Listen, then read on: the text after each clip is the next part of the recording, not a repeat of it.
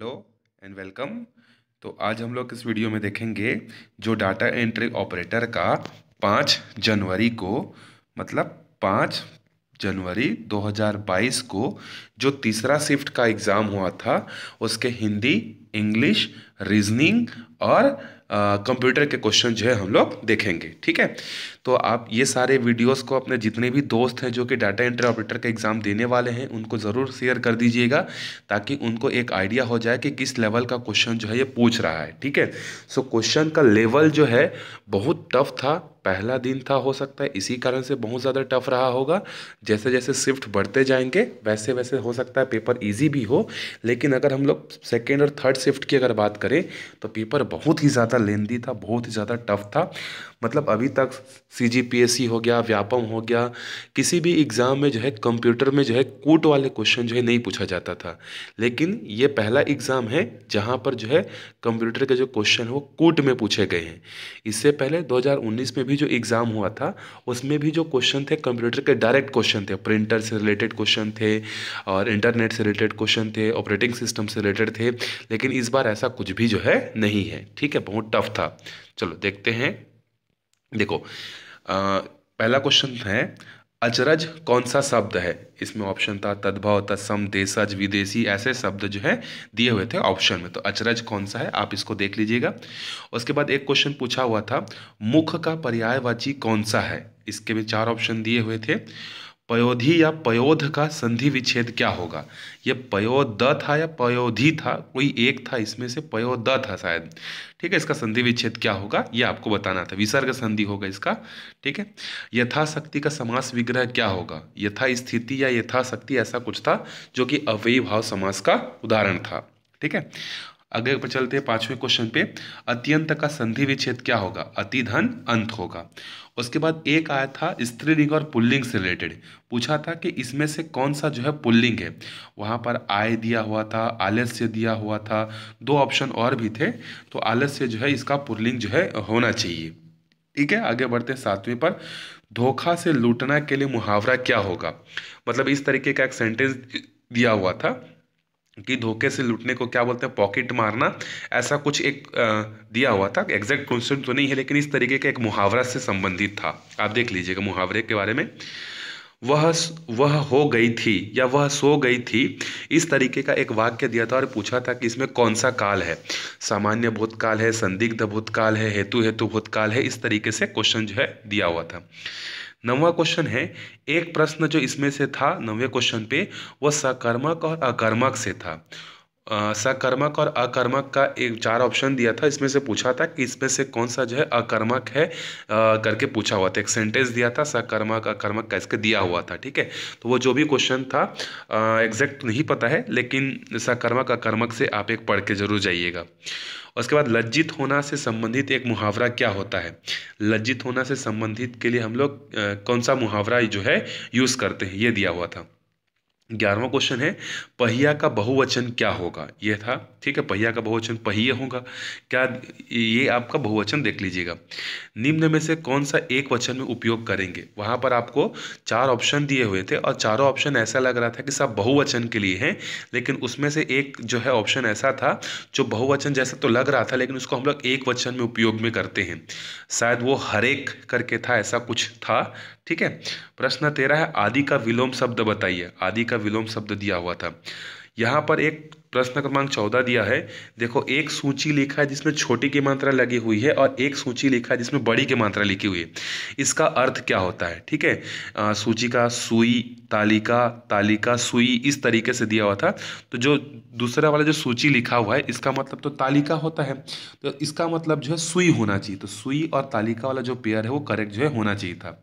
संज्ञा से एक प्रश्न था, इसमें से कौन सा निम्न में से कौन सा संज्ञा इसमें है करके, जातिवाचक था, भाववाचक था, समूहवाचक था, ऐसा एक वहाँ पे वर्ड दिया हुआ था। ठीक है, और उसके बाद 16वां क्वेश्चन था निम्न में से खर का अर्थ कौन सा नहीं है।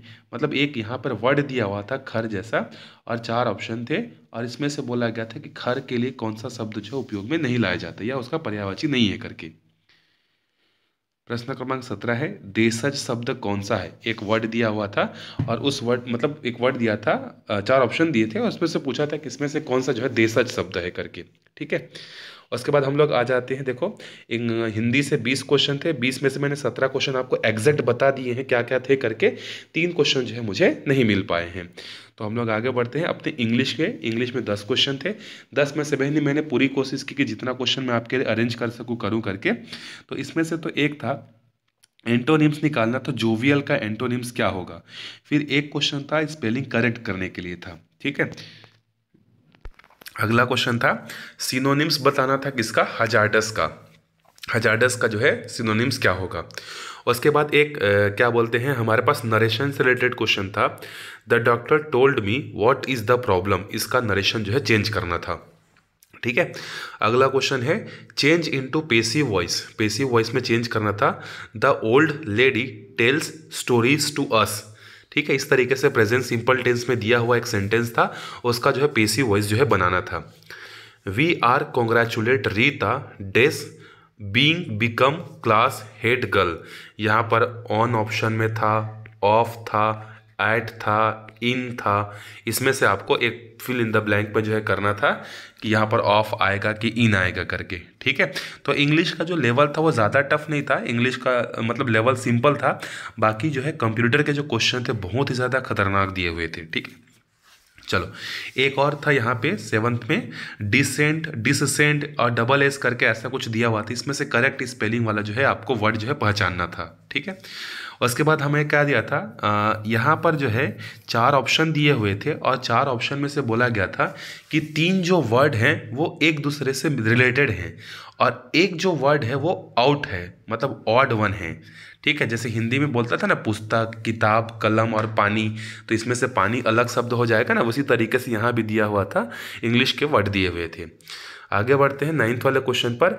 यहाँ पर एक वर्ड था इंग्लिश का, उस वर्ड का जो है मीनिंग पूछा हुआ था, ठीक है।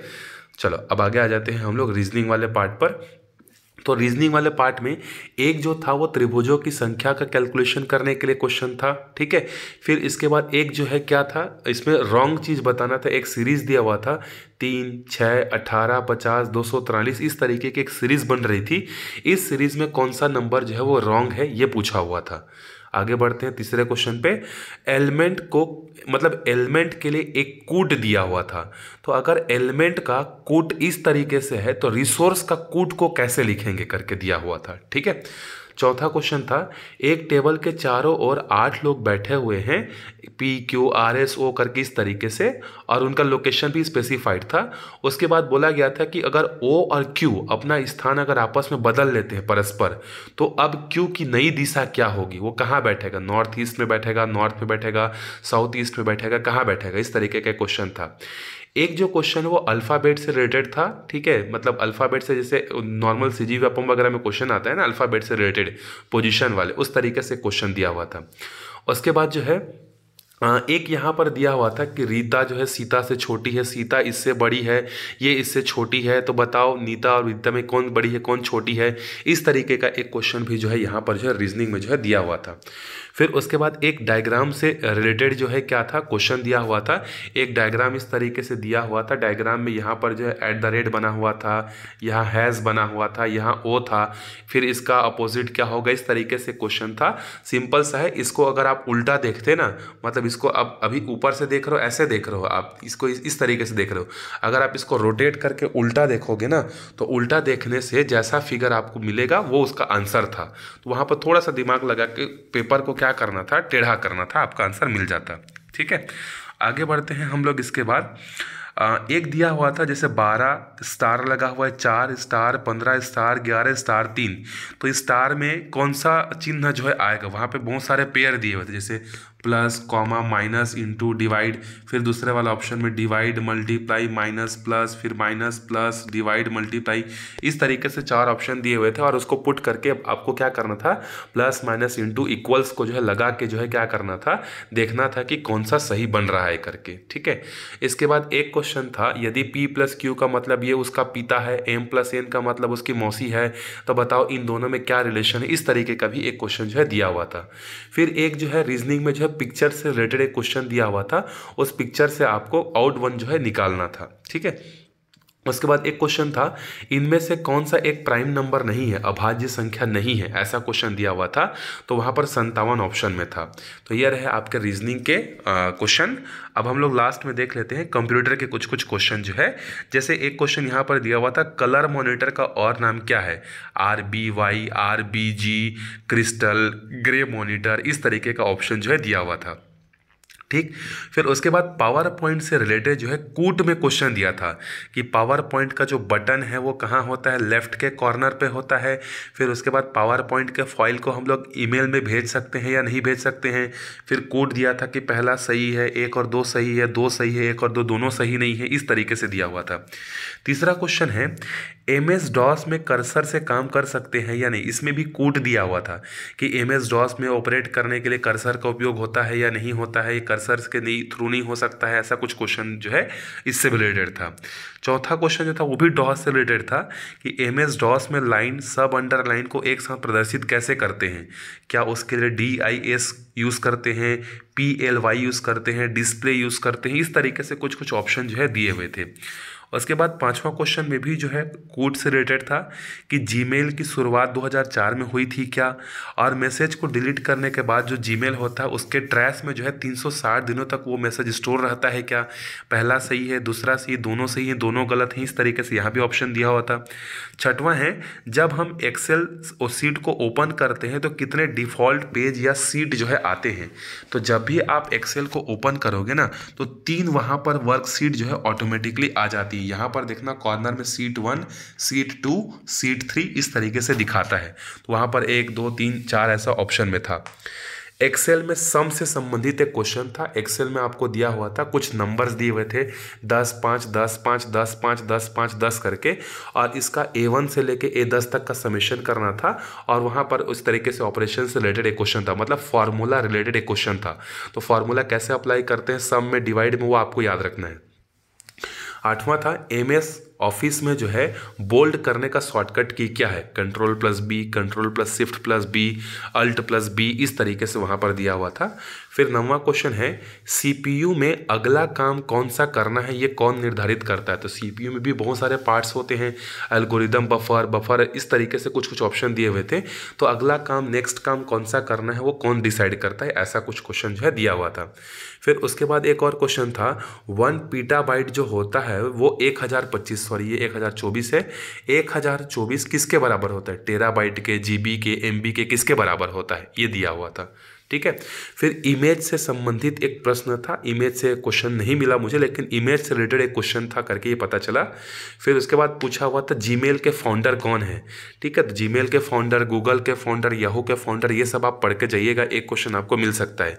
तो इतना में आपको पूरा का पूरा समझ में आ गया होगा कि कौन सा एरिया जो है CSEB जो एग्ज़ाम में जो है टच कर रहा है। आप उस फील्ड को जरूर पढ़ के जाइएगा, अच्छे से पेपर बनाइएगा, और वीडियो को ज़्यादा से ज़्यादा लोगों तक शेयर कर दीजिएगा, चैनल को जरूर सब्सक्राइब करिएगा। ऐसे ही जितने भी CGPSC, व्यापम या CSEB के जो भी एग्जाम होते रहेंगे सबके एनालिसिस जो है मैं आपके लिए जरूर लेकर आते रहूँगा।